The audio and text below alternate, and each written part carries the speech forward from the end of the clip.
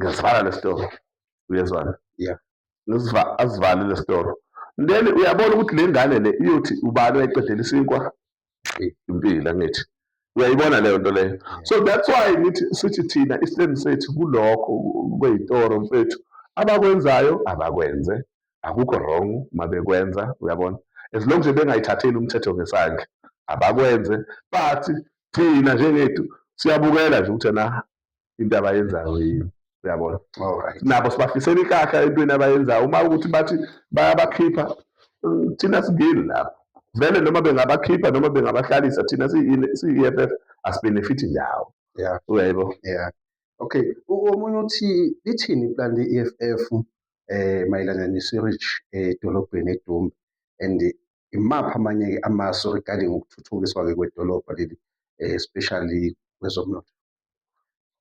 My brother, i-sewage system yaseDumbe, Yeah. angeke ngize ngikhohlise umsebenzi we-district iZululand. iZululand ngalo 2 billion engeke ngakhuluma ngawo ekuqaleni, iwona omele uhlinzeke ukukhava i-sewerage edrobheni angithi. Ubokunake namanje ikhona i-sewerage lapha edrobheni eDumbe elezansi. I-most isebenza abantu ababhaliwe ukuthi Zululand district la, uyayibona le nto leyo. So siyafisa thina njengathi uma ngathiwa siyi-EFF sitake over, hawu ngeke ngize kuqede ngisho u-2 months ingekho i-sewerage. Mfethu siyafisa, asikuthandi lokuthi kuthiwa kudrainwa ngapha kube ihane sakha ngapha iyasakha ngale, uyayibona leyo nto leyo, asikuthandi lokho. But ngenxa yalabantu abaphethe i-district abafeyilayo, abasalida ngendlela endala, uyabona, siyakubuka kuyenzeka my brother, and asikufisi. And thina siyi-EFF once sangena, ingcindezi yokuqala abavelele mfethu, sangena nje ingcindezi soyifaka kwi-district. Yeah. Soyifaka i-district, so bahlezi sibabhalela sithi siyayifuna i-sewerage system. Once bafika la bezothula i-IDP, bafika iZululand, nosiphakamisa isandla always, ngibabuze nithini nge-sewerage system edrobheni, nithi ayisiyidingi kuphela edolobheni mfowethu, siyidinga even emalokishini. Yabona la emalokishini esikhathini samanje, uma sekuthiwa kukhandwa imixhaso yamanje mfethu iphuma ne-flushing toilet.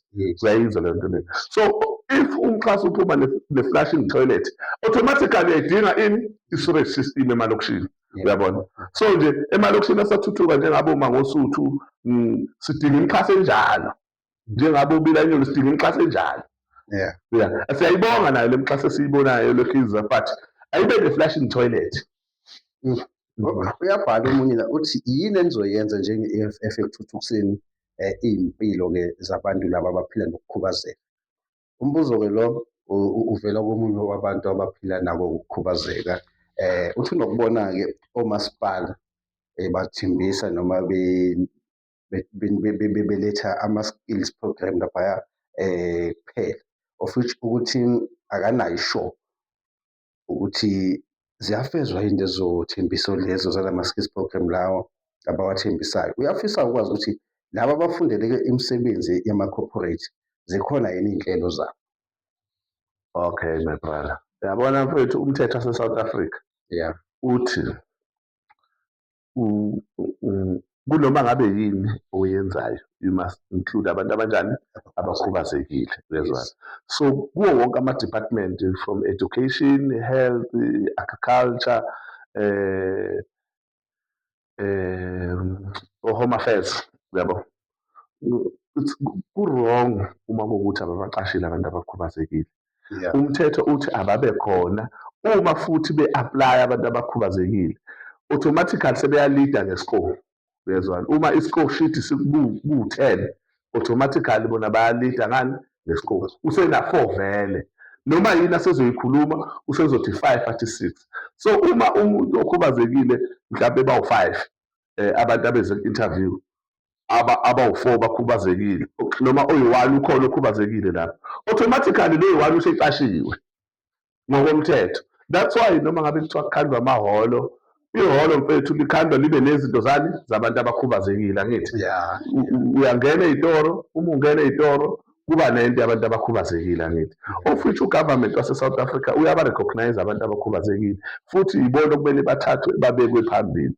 abantu abakhubazekile, yabona. Yeah. So akufanele ubazwele, it's a demand ukuthi kumele umuntu okhubazekile abe khona. Kwamasipala siyabadinga abantu abakhubazekile. Uma kuthiwa kubekwa ama-ward committee, kuma-ward committee kumele abe khona umuntu onjani?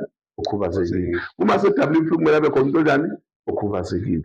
Even kuma-clinics, zonke iy'ndawo lezo kumele abantu abakhubazekile sibabeke phambili. Kuwumthetho lokho. Nithini ngale ndaba yezidakamizwa esedlaluba endaweni yaseDumbe, kangangokuthi intsha neningi labantu lethu selifile libulawe ile zidakamizwa. Edolobheni kugcwele abantu igenge encane ile zidakamizwa. Yazini my brother, kule zidakamizwa mfethu, engingakusho nje, abantu abaningi kuthiwa badayisa izidakamizwa kuyaye kuthiwa abantu abanjani? Ama-Nigerians ngithi, ama-Nigerians. Yes. But engingakusho my brother, wakwalibona i-Nigerians la eBilanyoni? Cha. Wakwalibona i-Nigerian eMangosuthu? So